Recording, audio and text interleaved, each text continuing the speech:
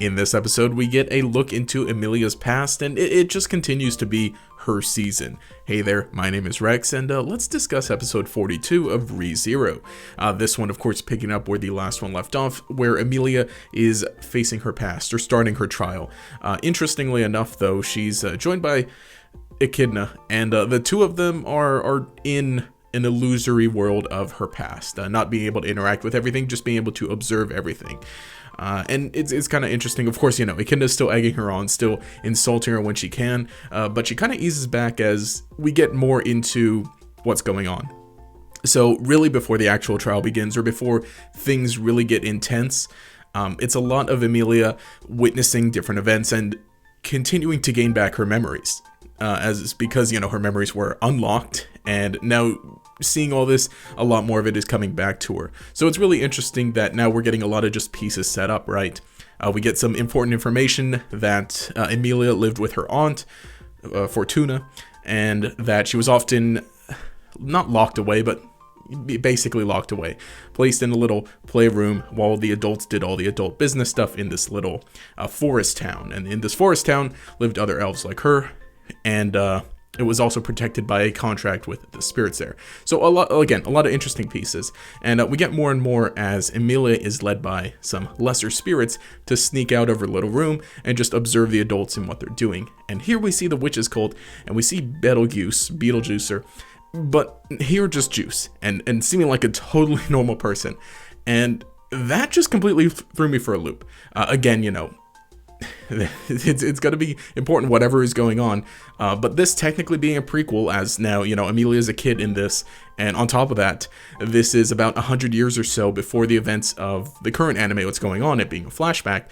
So there being characters like this that we know where he ends up, and honestly, Beetlejuice is one of my, I hate him so much. Because in current ReZero times, I guess. But now seeing what he used to be like, he's just a regular guy, and he talks regularly.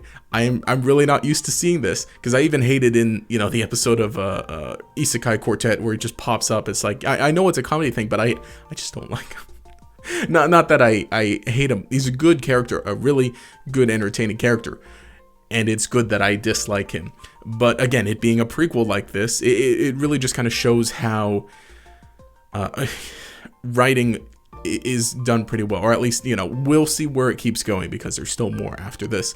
But just the sense that it's the dramatic irony that we, the viewer, know something that the characters don't. And so we know where he ends up. And it just makes things really unnerving, really unsettling, because we see him acting nice. We see him, leading the witch's cult, or at least, a nice part of them. And they're bringing food, bringing clothes, bringing supplies and stuff to all the people living here in the forest. And that Fortuna is interacting with him. And it seems like they even got a little thing going on.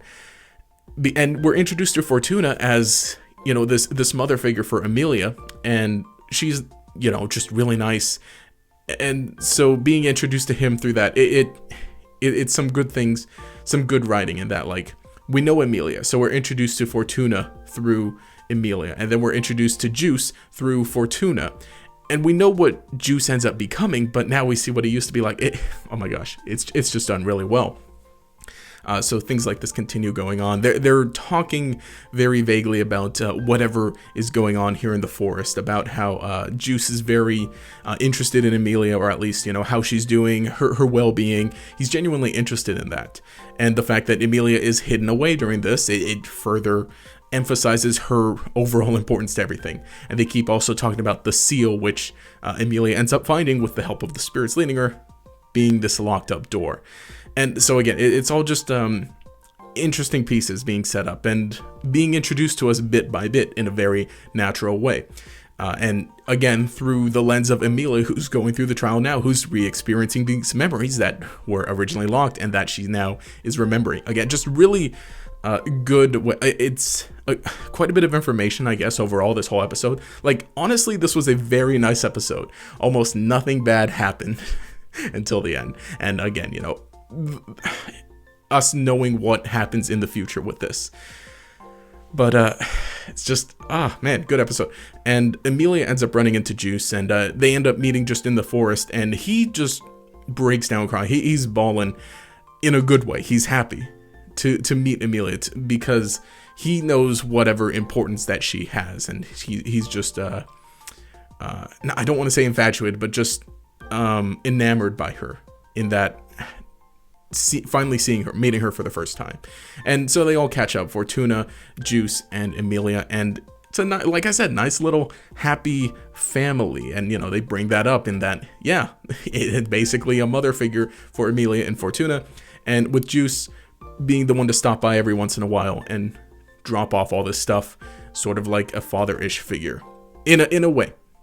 We don't know what else happens at current moment, but then get the stinger at the end of this episode where the Archbishop of Greed shows up, and he's just about to ruin everything, basically. Like I said, overall a nice, charming episode, very nice and happy until the end. And this one was a bunch of setting things up, and again, like what Echidna had said to Emilia, in that now your real trial begins. Now the real stuff begins. The stuff that broke you before is now about to begin after we're just going through a lot of this, setting things up. And Emilia isn't unafraid. She says that this was her time to prepare for it, at least. This little beginning, just re-experiencing all these things, and that even though she's not ready, she's gonna make herself ready in this moment. And that she's, unafraid. And also, interestingly enough, at one point, Echidna says something like, for better or for worse, he's rubbing off on you. Probably meaning Subaru, just how he's pouring into her in terms of like his attitude, his positivity, and in terms of being able to tackle things.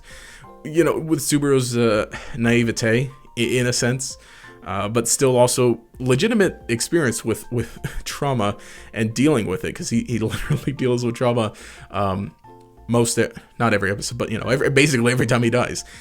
So just I don't know.